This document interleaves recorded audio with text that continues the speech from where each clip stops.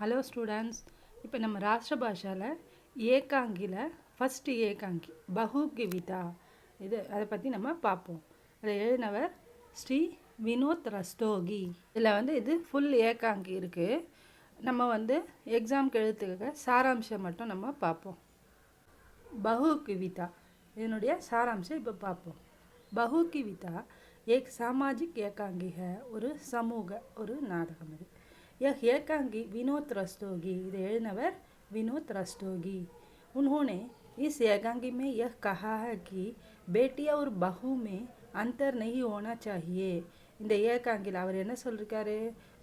பேட்டினா பொண்ணு இல்லையா, பொண்ணு, பஹு மருமகள், ரெண்டு பேருக்கும் அந்தர் நஹிய வேறுபாடு இல்லை அப்படின்னு இது மூலமாக ஏகாங்கி மூலமாக விளக்கியிருக்காரு. दोनों को समान रूप से देखना चाहिए. ரெண்டு பேரையும், மகளையும் மருமகளையும் ஒரே சரிசமமாக நம்ம நடத்தணும், பார்க்கணும். எது செஞ்சாலும் அவங்க ரெண்டு பேருக்கும் ஒன்றா செய்யணும் அப்படின்னு சொல்கிறாரு. समाज में प्रचलित दहेज प्रथा की कठोरता पर उन्होंने हमारा ध्यान आकर्षित किया है. இப்போ சமூகத்தில் இருக்கக்கூடிய தஹேஜ் பிரஜான வரதட்சணை, இதை கல்யாணம் பண்ணி பார்க்கும்போது வரதட்சணை கொடுப்பாங்க இல்லையா, கொடுக்கணும்னு சொல்கிறாங்க இல்லையா, அந்த கட்டோரத்தை, அதனுடைய கொடூரத்தை, கடுமையை இவர் கவனத்தில் கொண்டு வர ஆக்கர்ஷித்தன் இந்த ஏகாங்கி மூலமாக நம்மளை கவர்ந்து, அதாவது அந்த மாதிரி எழுதியிருக்காரு அந்த நாடகத்தை. அந்த எழுதின தியான் ஆக்கர்ஷித் கியாக கவர்றாரு, நம்மளுடைய மனசை அவர் கவர்றாரு. प्रमोद अपनी बहन कमला को पहले सावन पर अपने घर ले जाने आता है. प्रमोद இந்த இதில் பிரமோத் அவருடைய பகன் சகோதரி கமலா ரெண்டு பேரும் இதில் ஃபஸ்ட்டு வராங்க. இவர் என்ன பண்ணார், அப்போ கல்யாணம் பண்ணி கொடுத்தோம்னா ஃபஸ்ட்டு நம்ம இதெல்லாம் ஆடி மாதம்னு சொல்லுவாங்க இல்லையா, அப்போ கல்யாணம் பண்ணி முதல் ஆடி மாதத்துக்கு அம்மா வீட்டுக்கு கூப்பிட்டு போவாங்க. நார்த் சைடு சாவன், அதே தான் சாவன் பர் அப்பனே கர் லே ஜானே ஆத்தாக, தன்னுடைய வீட்டுக்கு கூட்டு போகிறதுக்கு அவன் பிரமோத் வந்திருக்கான். லேக்கின் கமலா சே சசுர் ஜீவன்லால் நஹி பேத்தே. சசுர்னா மாமனார், அவருடைய கமலாவுடைய மாமனார் என்ன பண்ணுறாரு, ஜீவன்லால்னு பேர். அவர் நான் அனுப்ப மாட்டேன் அப்படின்னு சொல்லிடுறாரு. ஏன்? वे कहते हैं कि दहेज की रकम 5,000 बाकी है, उसे देकर कमला को ले जाओ. அவர் என்ன சொல்கிறாரு, ஏன் அனுப்ப மாட்டேன்றாரு? दहेज की रकम, दहेज வரதட்சணை இருக்கு இல்லையா, அந்த ரக்கம் ரொக்கம் 5,000, ஹஜார்னா 1000, 1000, 5,000 ரூபாய் பாக்கி ஹை, நீங்கள் பாக்கி கொடுக்கணும், மீதி கொடுக்கணும். உசே தேக்கிற, அதை கொடுத்துட்டு கமலாவை கூட்டு போங்க அப்படின்னு சொல்லிடுறாரு. பிரமோத் கிட்கிடாத்தா ஹே, பிரமோத் கிட்கிடாத்தா அப்படியே அதிர்ச்சி ஆயிடுறான். அப்படியே சொன்ன உடனே, ஏன் அனுப்ப மாட்டேன்னாங்களா, 5,000 ரூபாய் இப்போவே கொடுன்னா என்ன பண்ண முடியும்? फिर भी ஜீவன்லால் ராஜி நஹி ஹோத்தே, இருந்தால் கூட அவனுடைய நிலைமையை பார்த்து கூட ஜீவன்லாலுக்கு அதை ஒத்துக்கலை. நீ இதை கொடுத்தாதான் நான் அனுப்புவேன் அப்படின்னு சொல்லிட்டாரு. आखिर प्रमोद कमला से कहता है कि वह अपने मकान बेचेगा और 5,000 देकर रुपया उसको ले जाएगा. கடைசியில் என்ன பண்ணார் பிரமோத், கமலா கிட்ட, தன்னுடைய சகோதரி கிட்ட சொல்கிறார். என்ன சொல்கிறாரு? அப்பனே மக்கான், தன்னுடைய வீட்டை விற்றுட்டு, பேச்சேகா விற்றுட்டு 5,000, 5,000 ரூபாய் கொடுத்து உன்னை நான் கூட்டுட்டு போகிறேன் அப்படின்னு சொல்லிடுறார். இந்த சமயத்தில் இந்த சமயத்தில் கமலா கி சாஸ், சசுர்னா மாமனார், சாஸ்னா மாமியார், ராஜேஸ்வரி, அவங்க பேர் ராஜேஸ்வரி, ஆத்திக, அவங்க வராங்க. அவங்க வஹ் பிரமோதுக்கு 5,000 ரூபாய் தேனே தயார் ஹோ ஜாத்தி ஹை. அவங்க பிரமோதுக்கு 5,000 ரூபாய் கொடுக்கறதுக்கு தயாராக இருக்காங்க. ஏன்னா அவர் தான் மனசு, ஜீவனால் மாமனார் தான் கடுமையாக இருக்கார், மாமியார் நல்ல குணமுள்ள ஒரு பெண்மணி.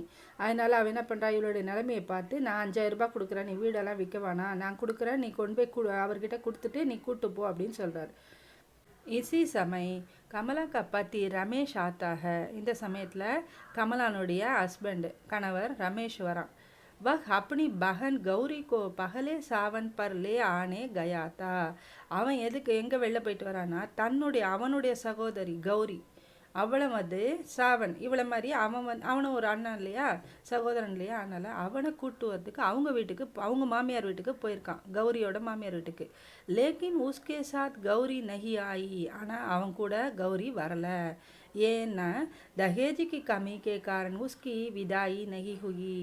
தஹேஜ், அதே வரதட்சணை இவர் ஜீவன்லால் அவங்களுக்கு கொடுக்காதனால, தன்னுடைய மகளுடைய மாமியார் வீட்டுக்கு கொடுக்காதனால அவங்க அனுப்ப மாட்டேன்னு சொல்லிட்டாங்க. விதாயினா விடை கொடுக்கறது, அது அங்கேருந்து அனுப்புறது. अब जीवनलाल की आंखें खुलती है. இப்போ ஜீவன்லாலுடைய கண்கள் திறந்தது அப்படின்னா அவருக்கு தெரிய வந்தது. ஓ, இது ரெண்டு பேரும் ஒன்று தான். இப்போ தான் நினைக்கிறார்.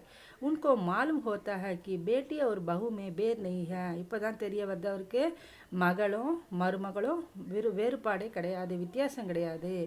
அதனால அப்போ அதுலேருந்து மனம் திருந்தி அதுக்கப்புறம் தான் அவர் என்ன பண்ணுறாரு, வே கமலாக்கோ பிரமோத் கே சாத் பேஜ் தேத்தே ஹே.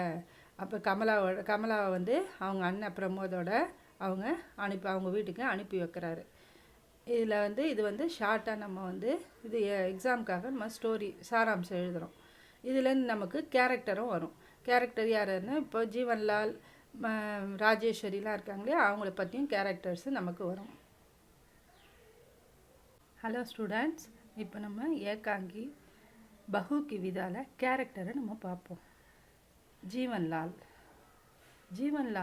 बहू की विदा ஏகாங்கி का प्रमुख पात्र है. जीवनलाल வந்து பஹு கி விதானுடைய அந்த இதில் வந்து முக்கியமான கேரக்டர். ஏகாங்கி की कथा वस्तु का आधार जीवनलाल की धन लोलुपता ही है. ஏகாங்கினுடைய கதா வஸ்து, முக்கியமான கதையினுடைய கருத்து என்னென்னா, எதை ஆதாரப்படுத்தி எழுதியிருக்காங்களா, ஜீவன்லாலுடைய பண ஆசை இருக்கு இல்லையா, பேராசை, அதை பற்றி தான் எழுதியிருக்காரு. अंत में जीवनलाल के मनहा परिवर्तन द्वारा ஏகாங்கி का उद्देश्य पूरा होता है. கடைசியில் முடிவில் வந்து ஜீவன்லாலுடைய மனஹா பரிவர்த்தனை சேஞ்ச், மனசு மாறுறது பற்றி அது மூலமாக ஏகாங்கியை வந்து அவருடைய கருத்து வந்து முற்று பெறுது, பூர்த்தி அடையுது. ஜீவன்லால் ரமேஷ் और கௌரி के पिता है. ஜீவன்லால் வந்து அவங்க பசங்க வந்து ரமேஷ் और கௌரி, அவங்களுடைய அப்பா. ரமேஷ் की शादी में जीवनलाल बहुत दहेज चाहते हैं. ரமேஷ் தன்னுடைய பையனுக்கு வந்து கல்யாணம் பண்ணுறது மூலமாக நிறைய வரதட்சணை அவர் விரும்பினார். कमला के भाई प्रमोद दहेज दो तो देता है पर 5,000 रुपये बाकी रख जाता है. தன்னுடைய ரமேஷ்க்கு வந்து கமலாவை கல்யாணம் பண்ணி வைக்கிறாரு. அவருடைய அண்ணன் பிரமோத் வந்து வரதட்சணையாக கொடுத்தாரு. ஆனால் வந்து 5,000 ரூபாய் பாக்கி வச்சுட்டு நான் அப்புறமா தரேன் அப்படின்னு சொல்லியிருந்தார். ஜீவன்லாலுக்கா லாலச்சி மண் யக் சக் நஹி சக்தா. ஜீவன்லாலுடைய பேராசை, மனசில் ஆசை இருக்குல்ல, பண ஆசை, அதனுடைய இதை வந்து சகிச்சு கொள்ள முடியல. வே அவசர்க்கா இன்தஜார் கத்தே ஹே. இப்போயே வாங்கிடணும், சீக்கிரம் வாங்கிடணும் அப்படின்னு அவர் நினச்சார். जब प्रमोद अपनी बहन को पहले सावन पर अपने घर ले जाने आता है. பிரமோத் வந்து எப்போ தன்னுடைய சகோதரியை முதல் ஸ்ராவன் மாதம் அந்த சமயத்தில் வந்து தன்னுடைய வீட்டுக்கு கூட்டு போக வந்தானோ அப்போ तो वे साफ साफ कह देते हैं कि पहले 5,000 सौंपा जाए, उसके बाद कमला की विदाई होगी. அவன் எப்போ வந்தானோ அப்போ வந்து தெளிவாக சாஃப்னா சுத்தமாக சொல்கிறதுன்னா தெளிவாக சொல்லிட்டாராம். என்னென்னா, பகலே முதல்ல 5,000 ரூபாய் என்கிட்ட ஒப்படைச்சிடு, அதுக்கப்புறம் கமலாவை கூட்டுட்டு போ அப்படின்னு சொல்லிட்டாரு. ஜீவன்லால் கே பி பேட்டி ஹே. ஜீவன்லாலுக்கு ஒரு பெண் இருக்கு. உஸ்கி ஷாதி हुई थी. அவளுக்கும் கல்யாணம் ஆயிடுச்சு. पहले सावन पर वे उसके आने की बड़ी प्रतीक्षा में थे. அவளுக்கும் கல்யாணம் ஆச்சுல, அவளும் வந்து அந்த சாவன் மாதம் சாவண மாதம் வந்து அவங்க வீட்டுக்கு கூட்டு வருவாங்க இல்லையா, அதுக்கு நான் பெரிய ஏற்பாடு செஞ்சிருந்தார். कमला की विदाई जिस कारण से नहीं होती उसी कारण से जीवनलाल की बेटी கௌரி की भी விதா நஹி ஹோத்தி.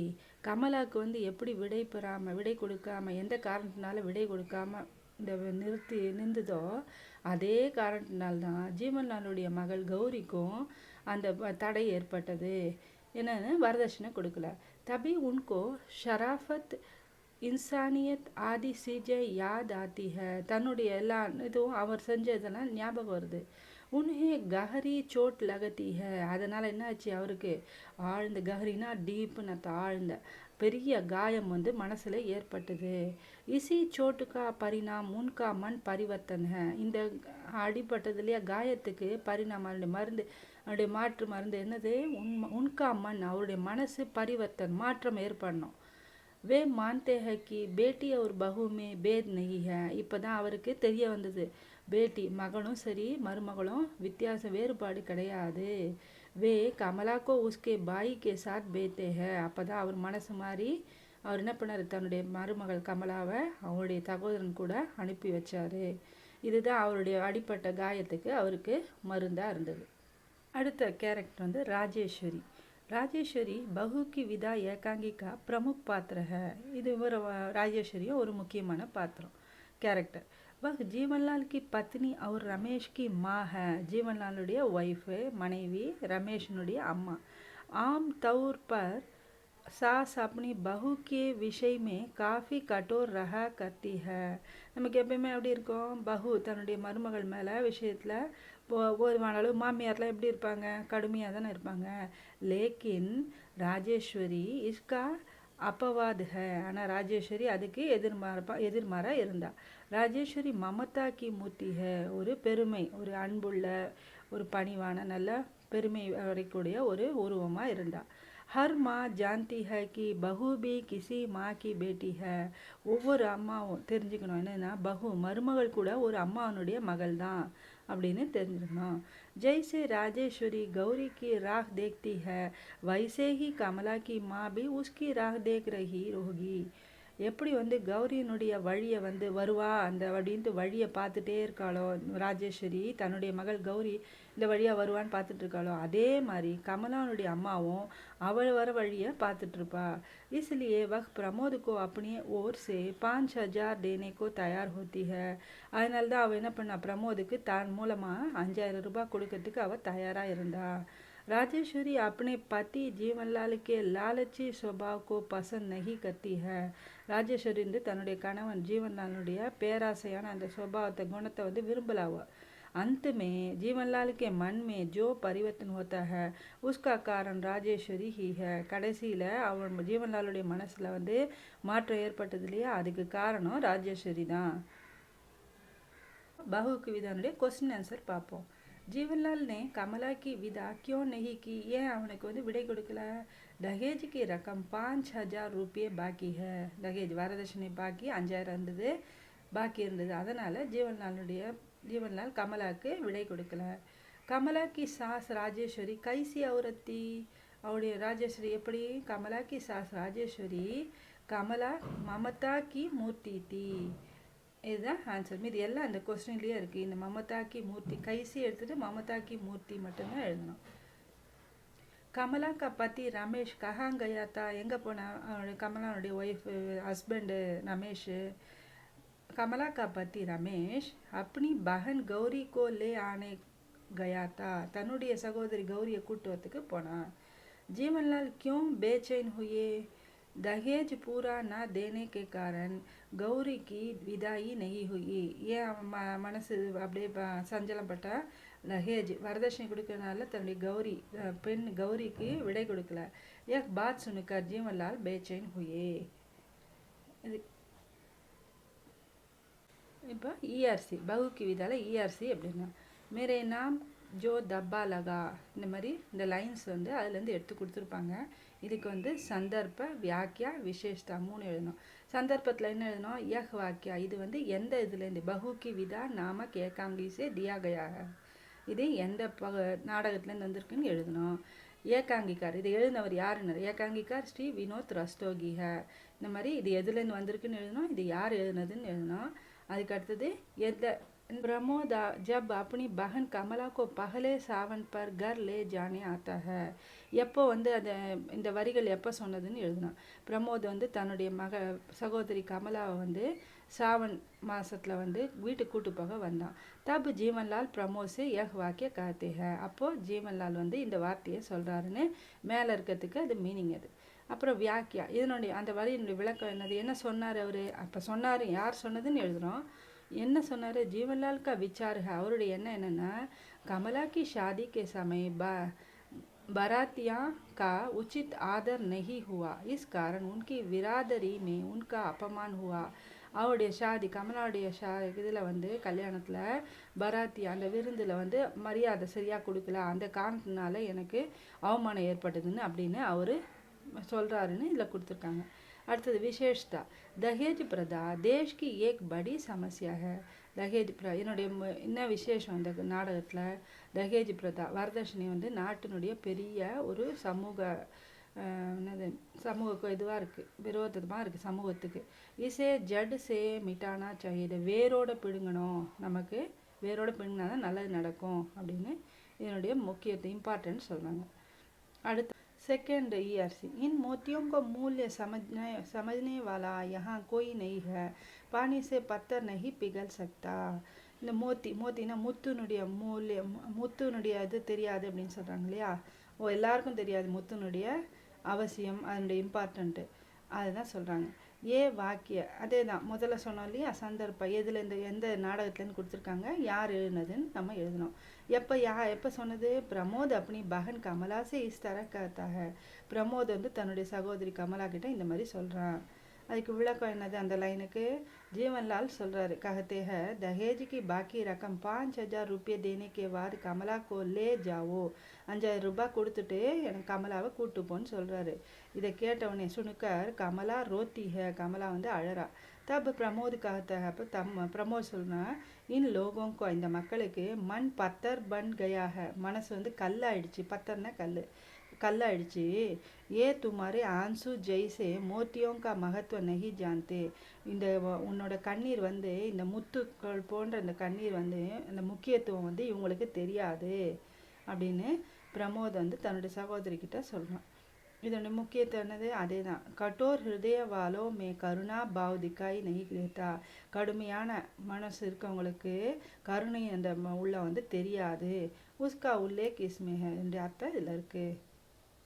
थर्ड वन, माँ से झूठ बोलते हो, मैं उन्हें अच्छी तरह जानती हूँ, इंसान से ज़्यादा प्यारा उन्हें पैसा है. இது சந்தர்ப்ப வியாக்கியா விசேஷ்தா. சந்தர்ப்பில் என்ன எழுதணும், அதே தான் பகுக்கி விதாலன்னு கொடுத்துருக்காங்க. வினோத் ரஸ்தோகி எழுதியிருக்காரு. என்ன எப்போ சொல்கிறாங்க, ராஜேஸ்வரி பிரமோத் சே இஸ் தரஹ் கர்த்தி, இந்த மாதிரி சொல்கிறாங்க. व्याख्या, राजेश्वरी प्रमोद से पूछती है, प्रमोद கிட்ட கேட்குறா, கமலா की विदा के बारे में जीवनलाल ने क्या कहा. கமலா அனுப்புறதை பற்றி தன்னுடைய கணவர் ஜீவன்லால் என்ன சொன்னாருன்னு கேட்குறா. பிரமோத் ஜவாப் தேனே மே ஹிச்சக்தா ஹை தோ ராஜேஸ்வரி சமை லெத்தி ஹை. அவன் வந்து எப்படி சொல்லுவான், அவர் தான் வந்து வரதட்சணை கேட்டார்னு, கட்டாயம் கேட்டார்னு, அதனால் மென்று முழுங்குறான்னு சொல்லுவோம் இல்லையா, அந்த மாதிரி இருக்கா. அதனால் ராஜேஸ்வரி புரிஞ்சுக்கிட்டா. உடனே अपने पति की धन लोलुपतावाக अच्छी तरह जानती है. தன்னுடைய கணவர் அவனுடைய பேராசை பணத்தாசை வந்து அவளுக்கு தெரியும். वह कहती है कि அப்போ அவ சொல்கிறா, जीवनलाल इंसान से उतना प्यार नहीं करते जितना पैसे से करते हैं. ஜீவன்லால் வந்து அவள் வந்து மற்றவங்க அன்பு செலுத்துறதோட பணத்து மேலே அவர் வந்து ரொம்ப அதிகமான அன்பு செலுத்துவார் அப்படின்னு அவர் சொல்கிறாரு. விசேஷத்தா, பியார் பரி பாத்தோं से समस्याएं मिट जाती है. அன்பான வார்த்தைகள்னால் இந்த சமூகம் வந்து சேரும். அவர் மண்கோ சாந்தி மில்தி है, மனசுக்கும் அமைதி ஏற்படும். இது வரைக்கும் நம்ம பகுக்கு விதானுடைய வர்றது எல்லாத்தையுமே பார்த்தோம். நல்லா படித்து எக்ஸாம் எழுதுங்க. All the best. தேங்க்யூ.